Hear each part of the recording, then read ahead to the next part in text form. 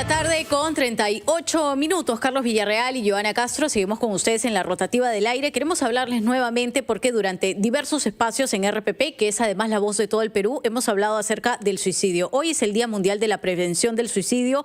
Para muchos puede ser un tema triste, desagradable o incluso molesto, de los cuales no quieran escuchar o hablar, pero se tiene que hacer. Así que les pedimos a quienes nos quieran todavía acompañar que lo hagan, a quienes no, los vamos a entender, por supuesto, a través de la multiplataforma, que se desconecten unos minutos, pero sí sería importante tomar conciencia de lo que significa esto en nuestro país, de cómo van las cifras. Así que hemos invitado para eso al doctor Miguel Vallejo Flores, decano del Colegio de Psicólogos del Perú. Bienvenido, como siempre, a RPP. Decano, muchas gracias y buenas tardes. Muy buenas tardes, Joana, Carlos, y muchas gracias por este espacio, ¿no? Día Mundial para la Prevención del Suicidio.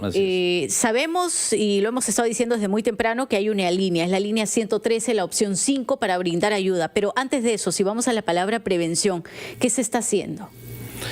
Bueno, en primer lugar, creo que nos falta mucho, ¿no?, que hacer porque todavía no normalizamos la atención de la salud mental. Es decir, nos cuesta todavía aceptar que podemos tener un problema de salud mental, como la depresión, la ansiedad, problemas de impulsividad o algún problema de personalidad, que pueda llevarnos a tener la ayuda de un psicólogo, ¿no? Entonces, si no normalizamos este tema de la salud mental, lamentablemente no estamos encaminados a la prevención de los problemas que llevan también al suicidio, ¿no?, como es la depresión, la ansiedad, ¿no? ¿Y cómo podemos nosotros ayudar a una persona que tiene este tipo de pensamientos? ¿Cómo nos podemos dar cuenta, ¿no?, justamente que esta persona está agobiada de tal manera o a tal punto que piensa en el suicidio? ¿Cómo los podemos respaldar? En primer lugar, ¿no?, aceptar de que alguien que pueda tener un problema de este tipo, que ya puede estar haciendo algún pensamiento, alguna intención suicida, ¿no?, es como si es un problema que va a pasar, ¿no? Eso lo vas a solucionar, probablemente con el tiempo lo puedes manejar, pero no estamos entendiendo que pueda estar pasando por un problema de salud mental, ¿no? O sea, el tema ya de pensar en una suerte de, digamos, quitarte la vida, viene, ¿no?, ya como producto de otros problemas, ¿no? Puede ser depresión, trastorno de personalidad, impulsividad, desesperanza, ¿no? Y lo que conlleva a tener ideación, pensar, pues, intención y luego... Pero ¿cuáles son específicamente esos rasgos de conducta que le permitirían a una persona determinar tal o cual persona tiene estos pensamientos suicidas y cómo podemos ahí entrar justamente a ayudar? Como factores de riesgo, ¿no? Los factores de riesgo puede ser el tema de aislamiento, ya no se está comunicando, se está preparando con una suerte de despedida, se está hablando más acerca de la muerte, en este caso también la edad, puede ser un adolescente, joven adolescente. Pero ¿qué grupo etario son los más afectados? Los más afectados en el tema del suicidio es entre 18 a 29 años, los jóvenes adultos, ¿no? También en tema de sexo es digamos, en realizar la conducta son los varones más efectivos que las mujeres, pero en los intentos el 70% es el sexo femenino. ¿Por qué en el caso de los varones hay más que se suicidan con relación a las mujeres? Suicidios, ¿no?, concretados. Y en el caso de intentos, ¿por qué más mujeres que hombres?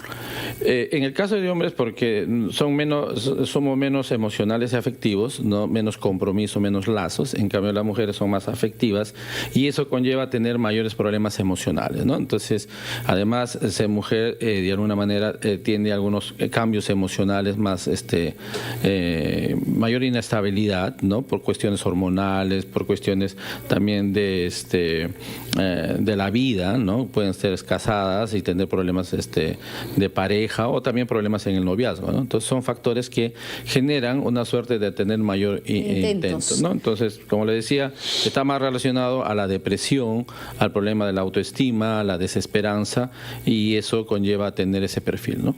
¿Cuántas personas aproximadamente al año se suicidan? Tengo aquí la data 2023, 434, 2022, 698. ¿Hay una cifra, digamos, que podemos estar mirando que la prevención va funcionando o al contrario? Bueno, a pesar de que son índices bastante bajos comparado a otros problemas de salud mental, ¿no?, el tema es impactante. porque eso impacta en la familia, en los hijos, ¿no? A veces te dejan hijos o algunos familiares. En algún sentido ha bajado, pero de todas maneras las cifras son altas, ¿no? Y de mayor impacto. ¿Y este año son más altas lo que vienen registrando actualmente? En este año la tendencia está todavía más o menos en alcanzar al número del año pasado, ¿no? Yo me quiero referir a el sector de los estudiantes, los estudiantes peruanos. Durante este año hay una cifra, diríamos, preocupante. 673 intentos de suicidio. Justamente también tenemos aquí el reporte del Ministerio de Salud. ¿Qué es lo que pasa? ¿Qué es lo que se conjuga en cuanto a factores se refiere para que estudiantes, en este caso de nivel superior, tengan estos pensamientos? El tema es digamos, la competencia. Hay mayor competencia en la educación superior. El tema también de la demanda académica, ¿no? Y también es otro tema que es un problema que estamos, digamos, luchando desde el Colegio de Psicólogos, es que no estamos enseñando a los estudiantes a gestionar sus emociones. En ese sentido, ¿no? Hay mayor vulnerabilidad, mayor inestabilidad, mayor presión social, ¿no? Entonces, y no tienen las herramientas para poder manejar. Entonces llegan a la universidad con todos esos problemas, ¿no? Es decir, con mayor presión, porque ya tienen que pensar en su futuro y hay mayor demanda académica. Además, hay un hecho que es alarmante, doctor. La poquísima cantidad, ¿no?, de psicólogos en los colegios. Eso. Estamos hablando de colegios nacionales y particulares. O sea, los directores no se preocupan, en este caso el Ministerio de Educación, hablando de los colegios públicos, y los directores de los colegios privados, no se preocupan en tener un psicólogo que pueda orientar, ¿no?, a los estudiantes, porque efectivamente es una edad muy, muy difícil, muy complicada. Como tú lo has dicho, la adolescencia es una edad donde hay cambios psicológicos y cambios físicos. Podemos decir que hay una suerte de tormentas emocionales, ¿no? Aparte de la identidad y los proyectos de futuro. Donde debe cimentarse la personalidad, justamente. Entonces, definitivamente, donde ya se va a cimentar la personalidad, donde se va a cimentar la autoestima y donde tenemos que apuntar a enseñarles cómo gestionar, cómo fortalecer su autoestima, cómo fortalecer su personalidad. Entonces, es ahí donde debemos apuntar la prevención. Es por ello... Decano, ¿no? ¿nos quiere decir, perdón, que si tuviésemos más psicólogos acompañando a los escolares, a los más pequeños, tendríamos quizá menos casos de intento de suicidios o de suicidios?